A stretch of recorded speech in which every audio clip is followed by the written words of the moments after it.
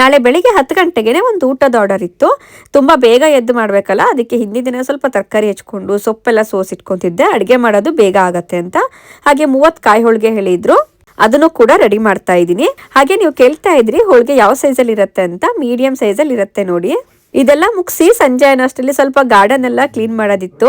4 ತಿಂಗಳಿಂದ ಚಳಿ ಅಂದ್ಬಿಟ್ಟು ನಾನು ಗಾರ್ಡನ್ ಕಡೆ ಹೋಗೇ ಇರಲಿಲ್ಲ. ಸಿಕ್ಕಾಪಟ್ಟೆ ಹುಲ್ ಬೆಳೆದಿತ್ತು. ಇನ್ನೇನ್ ಸಮ್ಮರ್ ಸ್ಟಾರ್ಟ್ ಆಗ್ತಾ ಇದೆ, ಇವಾಗನೇ ಎಲ್ಲ ಗಾರ್ಡನ್ ಕ್ಲೀನ್ ಮಾಡ್ಕೊಂಡು ಸೊಪ್ಪಿನ ಬೀಜ, ತರಕಾರಿ ಬೀಜ, ಹೂವಿನ ಗಿಡ ಎಲ್ಲ ಹಾಕಿದ್ರೆ ಪ್ರಾಪರ್ ಸಮ್ಮರ್ಗೆ ತರಕಾರಿ ಸೊಪ್ಪು ಎಲ್ಲ ಸಿಗತ್ತೆ. ಕಳೆಗಳನ್ನ ಕೀಳೋದಕ್ಕೆ ಸ್ಟಾರ್ಟ್ ಮಾಡಿದ್ರೆ ಸಾಕು, ಸಿಕ್ಕಾಪಟ್ಟೆ ಎರೆಹುಳಗಳು. ನೀವಿಲ್ಲಿ ನೋಡ್ತಿರೋ ಜಾಗ ಇದೆಯಲ್ಲ, ಇಷ್ಟಾರನೇ ಕಳೆ ಕಿತ್ತಿರೋದು, ಅಷ್ಟಕ್ಕೇನೆ ಇಷ್ಟು ಎರೆಹುಳುಗಳು ಸಿಕ್ಕಿದ್ದಾವೆ. ನೀವೇ ಲೆಕ್ಕ ಹಾಕಿ ನಮ್ದು ಇಡೀ ಗಾರ್ಡನ್ ತುಂಬಾ ಎಷ್ಟು ಎರೆಹುಳುಗಳು ಸಿಗ್ಬೋದು ನಾನು ಕಳೆಗಳು ಕೀಳುವಾಗ ಅಂತ.